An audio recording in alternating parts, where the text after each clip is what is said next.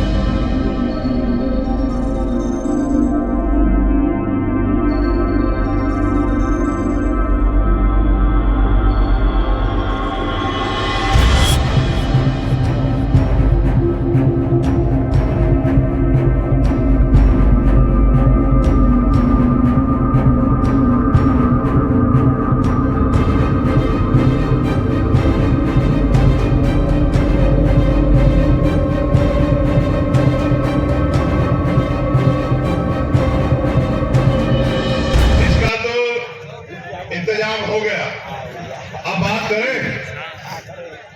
ये मैंने अपनी कुर्सी पे उस मां को बिठाया जिसने अपने बच्चे को खो दिया। वो बच्चा, वो हमारा छोटा भाई आकाश गुर्जर, आप अपने भाई के रूप में उसको महसूस करो कि वो आपका भाई था। मैं आपसे पूछना चाहता कि जब न्याय सबके लिए समान है तो आकाश गुर्जर का ऐसा क्या अपराध था कि उसके परिवार को, वो हमारी मां जो यहां बैठी आज उसको खून के आंसू रोने पड़ रहे हैं। उसका एकमात्र अपराध था कि वो भारतीय सेना में भर्ती होना चाहता था, अग्निवीर में भर्ती होने के लिए गया। उसका नाम आकाश गुर्जर की जगह आकाश अहिरवार भी हो सकता था, आकाश जाटव भी हो सकता था, आकाश मेघवाल भी हो सकता था, आकाश चौधरी भी हो सकता था, क्योंकि हम मानवता को मानते हैं, हम इंसानियत को मानते हैं। ये मानते हैं दुनिया में सबसे बड़ा धर्म अगर कोई है वो इंसानियत है। तो मैं पूछना चाहता हूं कि आज ये मां यहां बैठी है, ये पूरी भारतीय जनता पार्टी की सरकार जो अपने आप को हिंदुत्व की सरकार कहती है, और उस आकाश गुर्जर की मां को क्या जवाब है इनके पास, जिनके बच्चे के खून से होली इस सरकार के अधिकारियों ने खेली। जहां इनकी यूपी में भी सरकार है, आगरा में वो उतरा और उसको उठा ले गए, उसको गोली मार के 40 दिन वो लोग वो अस्पताल में रहा। जानवर को भी नहीं मानते, जानवर की तरह उसके पैर में बेड़ी डाल के तब तक उसको इलाज को प्राइवेट हॉस्पिटल तक भी उसको जाने नहीं दिया जब तक उस बच्चे ने अपने प्राण नहीं तोड़ दिए। वो ये सोचता होगा आकाश गुर्जर कि कोई तो होगा जो मुझे न्याय दिलाएगा, कोई तो मेरा भाई खड़ा होगा। ऐतिहासिक रूप से मैंने गुर्जर समाज में जन्म नहीं लिया, मगर मैंने बहुजन समाज में जन्म लिया है। आकाश गुर्जर मेरा भाई है, ये मेरी मां है, इसको याद दिलाना है। और जितनी जिम्मेदारी मेरी है इतनी जिम्मेदारी आपकी भी है। मैं इसलिए भी लड़ रहा हूं, ऐसा नहीं कि यहाँ बहुजन समाज कमजोर है, हम इनको आर्थिक मदद नहीं करा सकते, हम इनको आर्थिक मदद भी करा सकते हैं, मगर मैं पूछना चाहता हूं ये सरकारें किसके लिए हैं? हम सरकार को पैसा देते हैं, हम जो टैक्स देते हैं उससे सरकार का बजट बनता है, उस बजट से हमारे लिए काम होने चाहिए। लेकिन उस बजट से जो गोलियां बन रही है, उन गोलियों को हमारे सिरे में दागा जा रहा है। ये सरकार ने हमें दिया है। हो सकता है आने वाले कल में गुर्जर समाज के लोग इस अन्याय को भूल जाएं, हो सकता है वो अपने छोटे छोटे स्वार्थ में, अपनी राजनीतिक महत्वाकांक्षा में इस बात को भूल जाएं। लेकिन मैं जानता हूं कि हम भीम आर्मी आजाद समाज पार्टी के लोग इस अन्याय को नहीं भूलेंगे, इस बात को मैं जानता हूं। देखो, मौसम अच्छा हो गया, हवा भी चल रही, अब आपको गर्मी नहीं लगेगी, लेकिन अब आपके सीने में आग लगनी चाहिए। मेरे पास इतनी समस्याओं की लिस्ट है। मैं जब वहां से चला चंदेरी से, आज हम चंदेरी में रुके, इन्होंने मुझसे कहा कि बहुत अच्छी जगह। मैं भी ये सुनता था, किताबों मैंने पढ़ा, बुंदेले हर बोलो के मुंह हमने सुनी कहानी थी है चंदेली का किला। मैंने इनको बताया कि किले तो यहां हम लोगों पे रहे हैं पहले, ऐसा नहीं।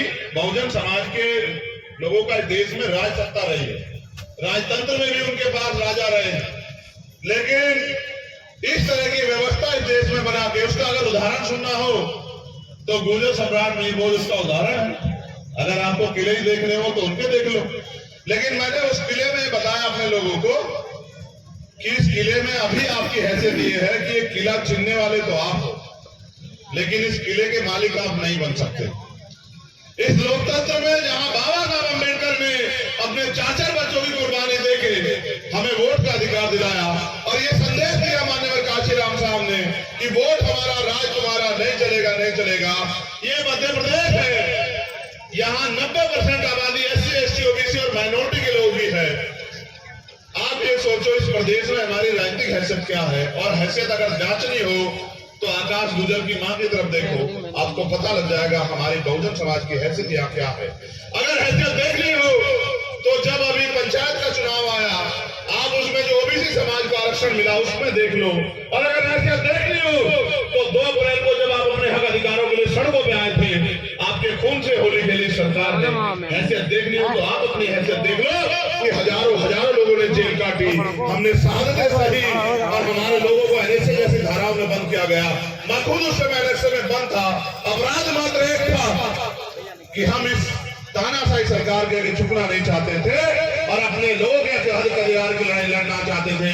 ये जून का महीना है, आज 9 तारीख है, 8 तारीख को मुझे बंद किया गया, कन्हौजी में गिरफ्तार करके। आज 9 तारीख की सुबह में जेल में पहुंचा, 16 महीने मैंने जेल काटी, हर एक दिन मैंने इंतजार किया। देखो समय कैसे खींच के लाता है। मैं 8 तारीख की रात को चंदेली के किले में था और 9 तारीख को आपके बीच में हुई है। वही 9 तारीख है 2017 में, जिस समय मैं अपने लोगों के हक अधिकारों के लिए लड़ रहा था सीना तान के, और इस सरकार ने मुझे गिरफ्तार करा। और जब मुझे बेल मिल गई तो मेरे ऊपर NSA लगा दी। मैंने कभी घुटने नहीं टेके सरकार के सामने। 16 महीने मैंने 8 बाई 6 बाई 10 की एक काल कोठरी में दिन काटे। आप सब समझदार लोग हो। उस 6 बाई 10 की कोठरी में मैंने इसलिए समय काटा कि एक दिन वो समय आएगा कि 6 बाई 10 की कोठरी से जो मैंने सीखा है, जो अन्याय मैंने सहा है, उससे ताकत लेके मैं समाज के बीच में जाकर समाज को जागरूक करने का काम करूंगा कि फिर किसी चंद्रशेखर के साथ ऐसा ना हो। और इस बात को मैं कर भी रहा हूं लंबे समय से। लेकिन आज तकलीफ ये है कि चंद्रशेखर को तो सिर्फ जेल मिली थी, वो तो जिंदा है आपके बीच में, लेकिन आकाश गुजर की तो जान ही नहीं बची। मैंने उस दिन जब मैं आया और मैंने इनसे सवाल किए, यहाँ के अधिकारियों ने वादा किया, बड़ी लुभावनी बातें की, हम परिवार के घर जाएंगे, हम उनसे मिलेंगे, हम जांच कराएंगे। आपको नेमावर की घटना याद है या नहीं है बताओ? कितने लोगों को याद है नेमावर की घटना? इसका मतलब बहुत कम लोग जानते हैं नेमावर के बारे में। मैं आपको याद दिलाता हूं, याद आ जाएगी। नेमावर के एक परिवार में एक बेटी थी भारती। उसके परिवार को, उन बच्चों को मार के, एक छोटा सा बच्चा भी उस घर में था, उसकी मां थी, और 12-14 फीट नीचे गड्ढे में जो है दफना दिया गया। और हम लोग नेमावर पहुंचे थे और हमने सरकार से ऐलान किया कि इसकी CBI जांच होनी चाहिए। बाद में CBI जांच हुई, नीचे भी इनकी सरकार, ऊपर भी इनकी सरकार, और परिणाम ये हुए कि CBI जांच में भी कुछ नहीं आया। मैं आपको ये बात इसलिए कह रहा हूं, मैं आपको इसलिए दर्द इसलिए याद दिला रहा हूं कि हम दुश्मन को ताकत देते और उम्मीद करते हैं कि हमारा भला करेंगे। आप ये सोचो, जहां आज भी देश में जातिवाद है, जहां आज भी देश में गैर बराबरी है, वहां ये लोग आपको अधिकारों का जीवन, सम्मान का जीवन देने के लिए तैयार हैं क्या? अगर नहीं तैयार है तो बाबा साहब अम्बेडकर की बात को मान के आप क्यों अपनी ताकत नहीं बनाते? ये डबरा है, ग्वालियर है, चंबल है, ये क्रांति की भूमि है। चंबल का इतिहास पूरे देश दुनिया में पढ़ा जाता है कि चंबल में बागी पैदा होते हैं। चंबल के बागियों को अब क्योंकि लोकतंत्र भारत में है, बागी बनना चाहिए, लेकिन इस बार हथियार नहीं, इस बार संविधान उठाना चाहिए और कलम की ताकत के लिए लड़ना चाहिए। मेरे बहुजन समाज के लोगों, आज हमें बाबा साहब अम्बेडकर की उस बात के साथ खड़े होने की देर है कि राजनीतिक सत्ता वो चाबी है जो आपकी सारी परेशानियों को हल कर सकती है। आज हमें बाबा साहब अम्बेडकर की उस बात के साथ खड़े होने की देर है जब वो कहते हैं कि राजनीति में हिस्सेदारी न करने का सबसे बड़ा नुकसान ये है कि हर के लोग आपके ऊपर शासन करते हैं। आज आपको माननीय काशीराम साहब की इस बात के होना चाहिए जिसमें वो कहते हैं कि मुर्दा लोग मिशन नहीं चलाते और जिंदा लोग रुपए नहीं देते। आज माननीय काशीराम साहब इस बात के साथ में खड़ा होना चाहिए कि वोट की रक्षा बहन बेटी की रक्षा की तरह करनी चाहिए। आप ये सोचो, इस मध्य प्रदेश में 90% बहुजन समाज में से अगर हम 40-45% बहुजन समाज को भी अपने साथ जोड़ लें, भाईचारा पैदा कर लें और वोट की शक्ति के लिए गांव-गांव जाके बूथ कमेटियां बना के, सेक्टर कमेटियां बना के संघर्ष करें और यहाँ हम लोग ताकत में आ जाए, तो क्या अभी कभी आपको किसी अन्याय के क्या आपके साथ अन्याय होगा? पहली बात। या फिर अगर अन्याय की कोई घटना हो जाएगी तो आपको आंदोलन करने पड़ेंगे। आपने देखा कि जब 10% आर्थिक आधार पर आरक्षण लागू हुआ, क्या किसने धरना किया? क्या आंदोलन किया? क्या कोई ज्ञापन दिया? जिनकी राज सत्ता होती है, जिनके पास ताकत होती है, उनको अधिकार मिलते हैं। जिनके पास राज सत्ता नहीं होती उनको जूते 4 मिलते हैं। हमें ये तय करना पड़ेगा कि हमें जूते चाहिए या हमें जो है अधिकार चाहिए। मैं कई घटनाओं पर जिक्र करूंगा। एक बात आपको कहना चाहता हूं, जो नौजवान नेता हमारे तैयार हो गए, वो मेरी बात पे गौर करेगा। ये मेरा संदेश है आपको। हमारे सम्मानित जिलाध्यक्ष भी यहाँ मौजूद है, हमारे कार्यक्रम के आयोजक वो भी जो है भाई सत्येंद्र जी, वो भी नौजवान हैं। हमारे प्रदेश के प्रभारी और अध्यक्ष भी नौजवान हैं सारे। मैं आपसे संदेश के तौर पे कहना चाहता हूं, हम नौजवानों के कंधे पे मिशन को आगे बढ़ाने के साथ साथ इस इतने बड़े समाज की भी जिम्मेदारी है। अगर ये पीढ़ी नहीं लड़ेगी तो आपको लगता है कि क्या इतने अवसर, इतने अधिकार बचेंगे आने वाले समय में कि आने वाली पीढ़ी देश में लड़ पाएगी? हम जितने नौजवान बैठे हैं, आप मेहनत मजदूरी करके, क्योंकि पढ़े लिखे नौजवान हैं, हम लोग रोजगार छोटा मोटा करके आगे बढ़ सकते हैं। लेकिन आज हम किसके लिए लड़ रहे हैं? क्या आपने कभी सोचने का प्रयास किया? आज हम अपने लिए नहीं लड़ रहे, आज हम अपने आने वाली पीढ़ियों के लिए लड़ रहे हैं कि अगर हम लोग नहीं लड़े तो हमारे आने वाली पीढ़ियों के हिस्से में क्या बचेगा? आपके घर में जो 4, 6, 7, 10 साल के बच्चे हैं, 12 साल के बच्चे हैं, कल जब अधिकार खत्म हो जाएंगे वो आपसे पूछेंगे कि जब अधिकार छीन रहे थे आप क्या कर रहे थे भैया, आप क्या कर रहे थे चाचा, आप क्या कर रहे थे ताऊ? क्या जवाब दोगे तब आप? देखो, जब जिम्मेदारी हमारे कंधों में है, हमें दूसरे की तरफ नहीं देखना वो क्या कर रहा है, हमें मेहनत करनी है। मैं आपको बताना चाहता हूं आपको क्या करना है। आपको गांव देहात में निकलना है। हर विधानसभा में अपने 200 सक्रिय कार्यकर्ता खड़े करने हैं।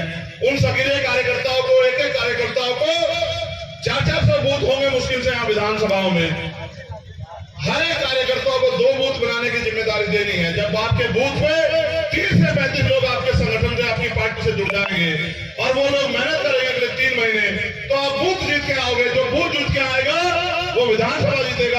जो विधानसभा जीत के आएगा, जिनके ज्यादा विधायक होंगे, उनकी सरकार बनेगी। जिनकी सरकार बनेगी, उनके समाज के साथ कोई खिलवाड़ नहीं कर पाएगा, उनके समाज के साथ कोई अन्याय नहीं कर पाएगा, उनके समाज के आकाश बुजुर्ग की हत्या ना होगी, उनके साथ 2 अप्रैल जैसी खून के लिए होली नहीं खेली जाएगी। ये बात मैं आपको बताना चाहता हूं। आप ये सोचते हो कि आपका काम कोई और करेगा? आप ये सोचो, मुकाबला किनसे है? मुकाबला उनसे है जो ईमानदार नहीं है, जो झूठे हैं, प्रेमी हैं, लुटेरे हैं, भ्रष्टाचारी हैं, गुंडे हैं, उनसे मुकाबला है। वो 5 बजे उठ के झूठ फैलाते हैं। हम एक दिन सभा करके सोच रहे हैं कि हमारा राज आ जाएगा, ये तो संभव नहीं। इसलिए ये जो बहुजन समाज के लोग हैं, जो भूखे तो रह सकते लेकिन अपमानित होकर नहीं रह सकते, जिनके दिल में पीड़ा है, जो गुलामी की बेड़ियां काटना चाहते हैं, उन वीर नौजवानों को मैं कहना चाहता हूं कि इतिहास आपको बुला रहा है। इतिहास आपको याद कर रहा है कि आने वाले समय में आपको किस नाम से जाना जाए। इस नाम से जाना जाए कि आपने अपने कंधों पे इस समाज को आगे बढ़ाने का काम किया, या आप चुपचाप उस समय सहते रहे जब अधिकार छीन रहे थे। आपको वीरों की श्रेणी में शामिल होना है या आप गद्दारों की श्रेणी में जाना चाहते हैं, ये आपको तय करना पड़ेगा। इसलिए मैं आपसे सवाल कर रहा हूं। आप पढ़े लिखे हैं, नौजवान है, कोई कमी आप में नहीं है, रोटी आप भी खाते हैं। कुदरत ने 2 आंख, 2 हाथ, 2 पैर, एक अच्छा दिमाग, एक अच्छा शरीर आपको दिया है। आप भी आगे बढ़ सकते हो अगर आप गांव देहात में जाके बहुजन समाज के लोगों में भाईचारा पैदा करने का काम करो। जिस दिन से मैं भाईचारे के लिए लगा हूं, ये तोड़ने का प्रयास करें। आप ये जान लो, छोटी छोटी घटनाओं से हमें अपनी एकता को बिखरने नहीं देना, क्योंकि ये सोचो, ये साजिश करके हमारी एकता को तोड़ेंगे। आज करके अगर हमें स्वाभिमान सम्मान के साथ जीना है तो हमें अधिकार लेने पड़ेंगे। अधिकार मांगने से नहीं मिलते, अधिकार छीनने पड़ते हैं। इसलिए मैं आपसे कह रहा हूं कि जो फसल आपने तैयार की है मेहनत करके, सिर्फ साधारण भाषा में समझे गांव की, कि जो फसल आपने तैयार की कर दी है उस फसल को घर तक लाओगे कैसे? जो फसल आपके खेत में खड़ी है उसको घर तक पहुंचाओगे कैसे? अगर फसल जो खेत में खड़ी है उस पर प्राकृतिक मार्ग होगी, आंधी आ जाएगी फसल गिर जाएगी, ओला पड़ जाएगा फसल गिर जाएगी, बारिश आ जाएगी फसल डूब जाएगी, कोई चोर चुरा ले जाएगा, कोई आग लगा देगा। ये जो फसल आपने बहुजन समाज की तैयार की है, अगर आप बूथ के जरिए इसको संगठित नहीं करोगे, यानी कि फसल को काटने वाले, फसल को इकट्ठा करने वाले, फसल को ढोके घर तक लाने वाले तैयार नहीं करोगे, बूथ पे कार्यकर्ता ईमानदार समर्पित, तो फसल आपकी होगी और वो घर किसी और के जाएगी। जब फसल आपकी होगी और घर किसी और के जाएगी तो भला किसी का होगा? आपके हिस्से में सिर्फ और सिर्फ बेबसी, लाचारी और आप हाथ मलते रह जाओगे। इसलिए मैं आपसे कहना चाहता हूं कि अपने बूथ के संगठन को मजबूत करो, विश्वास करो। आपकी दृढ़ इच्छा के सामने ना तो बारिश आपके हौसले को हिला सकती, ना ये आंधी तूफान आपके हौसले को हिला सकता। मैं आपको जानता हूं, आप अम्बेडकर के वंशज हो, आप शहीद आजम भगत सिंह के वंशज हो। आपको अपनी ताकत को पहचानना पड़ेगा। इस आंधी तूफान से बड़ी आंधी चल रही है आपके अधिकारों के खिलाफ। उन अधिकारों के खिलाफ जो आंधी चल रही है उस आंधी को आपको रास्ता मोड़ना पड़ेगा, उस आंधी को आपको रोकना पड़ेगा। अगर नहीं रोकोगे तो फिर कल ऐसा हो जाएगा कि 1950 से पहले का भारत लौट आएगा। आपने देखा कि देश में नई संसद का उद्घाटन हुआ और इन्होंने वोट मांगे कि हमने आदिवासी समाज की राष्ट्रपति बना दी है, लेकिन आप ये देखो कि जब सम्मान देने का मामला आया तो उन राष्ट्रपति जी को एक बार बुलाना भी गवारा नहीं समझा। आप समझो कि जो हमारे सर्वोच्च पदों पर बैठे लोगों का सम्मान नहीं कर सकते तो वो हमें हमारा सम्मान कर लेंगे। ये बात आपको समझनी चाहिए।